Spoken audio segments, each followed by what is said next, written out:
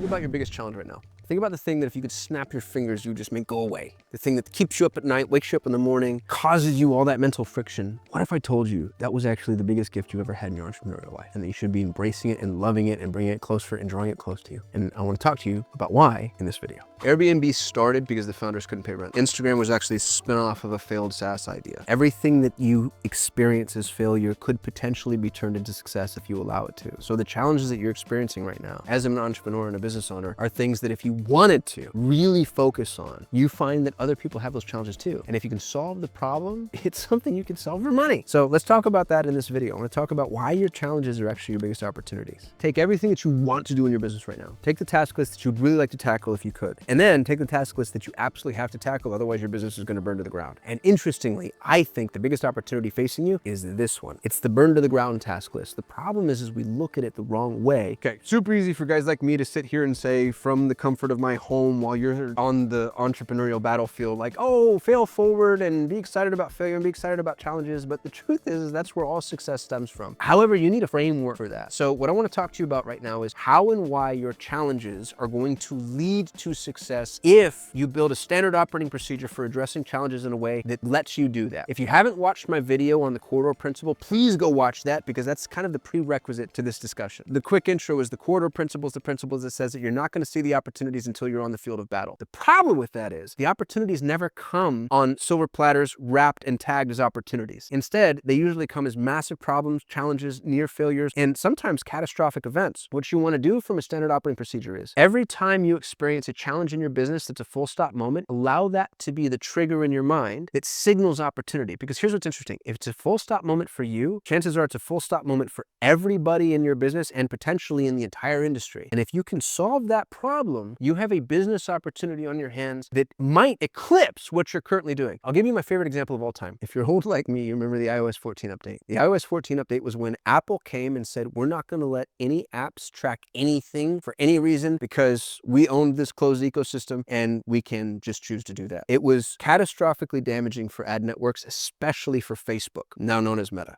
Facebook was using tracking mechanisms in their ads in order to see who was doing what over time. So you would see an ad on Facebook, you're scrolling through your phone, and then you'd click on that ad and you'd go to the website, and from the website, maybe you'd buy, maybe you'd subscribe, maybe you'd schedule, maybe you'd follow, and maybe you would do that, 3, 6, 9, 12, 18 months from now. Well, for the longest time, Facebook could actually track that traffic. They could track that engagement, they could track that user activity. And then one day Apple came up and said, we're going to let users opt out of this if they want to. The opt-out is going to be more or less the default setting. So what happened? Facebook could track nothing. I was running a paid traffic agency. So I have 200 clients, I have $100 million in ad spend, and suddenly we have the second largest ad network in the world completely blinded of all visibility. Huge problem, catastrophically damaging. People started to pull out, they started to pause, they started to pull back, they started to run, they started to jump ship. I was horrified. I didn't know what to do. I didn't want to have to address it. As a matter of fact, for the longest time, we said, we're just going to focus entirely on Google. And yet what ended up happening was the single biggest opportunity of my entrepreneurial life. And it made me nerd famous in my space. And actually, I think was what led to me being a co-owner of the Driven Mastermind. Because this Facebook issue was so damaging to not just my client's business, but also my businesses. Because I was running online challenges, I was using Facebook ads for awareness building. I obsessed over it and I wanted to solve it with everything inside of me. Me and my CTO ended up discovering this really simple but really effective hack. And what we did was we used screen recording tools like Hotjar, Lucky Orange, True Conversion in order to monitor user engagement, which by the way is first-party data. So it usurps what it is that Apple was saying, because that first-party data, all that's happening on my website and I own that data. And so I was able to monitor what people were doing on a website, and then I was able to map their engagement to desired conversion actions. So if somebody subscribed, I could say, oh, that's something I want more of. If somebody bought, if somebody filled out a form, if somebody went to specific pages on the website, I could use those as intrinsic qualifications of intent. Here's the trick. All of those tools captured the URL that it happened on, and the Facebook click ID could be pulled into those tools. So if this gets too technical, it's okay, but I want to explain this to fruition just to give you a sense as to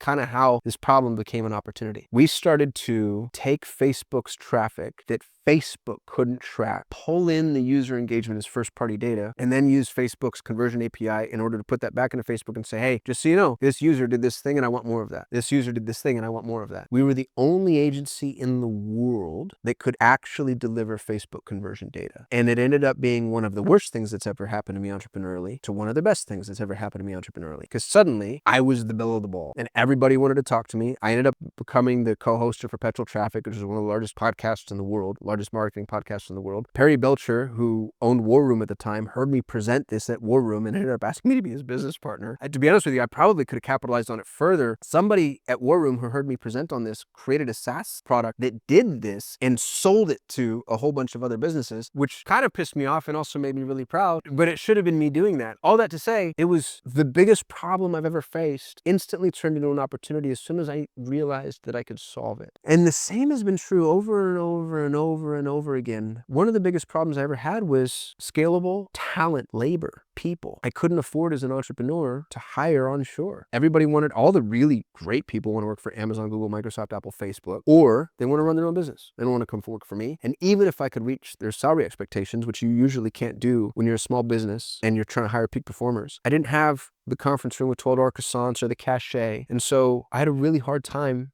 finding talented people. And it was such a problem that it inhibited my growth as an entrepreneur. So I started to get desperate. And when I got desperate, I started to go out into the world and I began hiring people from regions that other people would never have considered hiring people from. India, Pakistan, Sri Lanka, the Philippines, Latin America, North Africa, Eastern Europe. And I found something that people are now just starting to discover, which is an undiscovered well and repository of amazing talent, literal triple PhD talent that the rest of the business world, especially in the Western world, has all but ignored. And that doesn't have the same opportunities that we have here onshore. And so, number one, it helped me build the largest Google Ads agency in the world with 40% margins in an industry that aims at 15% margins. And when I sold that business, I started a recruiting agency, helping other companies find international talent. It was the biggest problem I faced, turned into this immense opportunity. You are going to see the same thing in your business if you allow yourself to see it. But the triggering event is the frustration, is the concern, is staying up at night, is not knowing what to do. See it through to fruition, solve that problem. And the problem doesn't have to be, the solution doesn't have to be elegant. It doesn't have to be with a bow. It doesn't have to be pretty. But if it works, you can turn around, you can sell it. And every one of your competitors becomes your best customer. And you can change entire industries. It's the perfect articulation of the corridor principle. So if you take the corridor principle and then you bolt this onto it, which is every challenge is actually an opportunity, you're going to find yourself with entrepreneurial fodder. You will never run out of business ideas. You'll never run out of things to do. You'll never run out of ways to make money, which is the most exciting place for you to be. So I hope this was helpful to you. If it's been helpful and you want to help me out, please share this content. I also produce an immense amount of YouTube videos and plan on doing so for the rest of my life or until I get so rich that I just give up. So go check out my YouTube channel, watch some of the videos, watch my shorts. I appreciate you all watching. I'm so grateful for your attention and I'll see you in the next one.